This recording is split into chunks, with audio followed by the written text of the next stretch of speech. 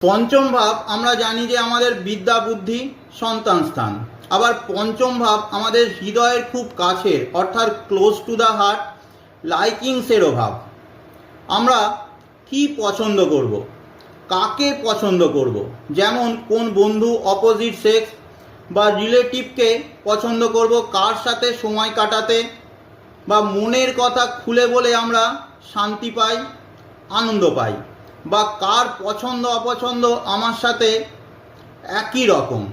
এই সব কিছুই আমরা পঞ্চম ভাব থেকে দেখে থাকি। তাই পঞ্চম ভাব থেকে আমাদের প্রেমিক প্রেমিকা, লাভ অ্যাফেয়ার্সেরও বিচার করা হয়। পঞ্চম ভাব এবং পঞ্চম পতি যদি আপনার বলি শক্তিশালী অবস্থায় থাকে, সহজেই দেখবেন যে আপনি মানুষের সাথে ইমোশনালি কানেক্টেড হয়ে যাচ্ছেন।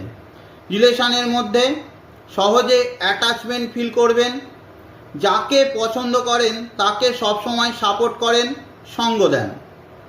পঞ্চমপতি আপনার শক্তিশালী অবস্থায় রয়েছে, কিন্তু সে অশুভ গ্রহ দ্বারা যদি পীড়িত হয়ে যায়, বন্ধুবান্ধব বা ভালোবাসার মানুষের থেকে যা আপনি এক্সপেক্ট করেন রিটার্নে খুব কম পান। মনে হবে সম্পর্কের জন্য অনেক কিছু দিয়েছেন, স্যাক্রিফাইস করেছেন, বদলে খুব সামান্যই পেলেন।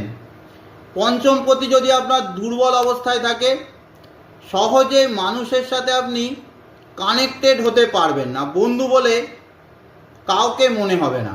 বন্ধু হয়তো ওপর আপনি বলছেন, কিন্তু মনের ভিতরে তার স্থান নেই। আপনাদের আজ একটা ছোট্ট ট্রিক বলবো, যার মাধ্যমে নিজেদের মনের মানুষ কে হতে পারে আপনারা চেক করতে পারেন। দেখুন আপনার পঞ্চম পতি গ্রহটা কে। যেমন ধরলাম আপনি কুম্ভ লগ্নের ব্যক্তি, পঞ্চম ভাব গিয়ে পড়ছে মিথুন রাশির ঘরেতে। মিথুনের মালিক হলো বুধ। এই বুধ অর্থাৎ পঞ্চম পতি গ্রহটা আপনার কোন রাশিতে বসে রয়েছে চেক করুন।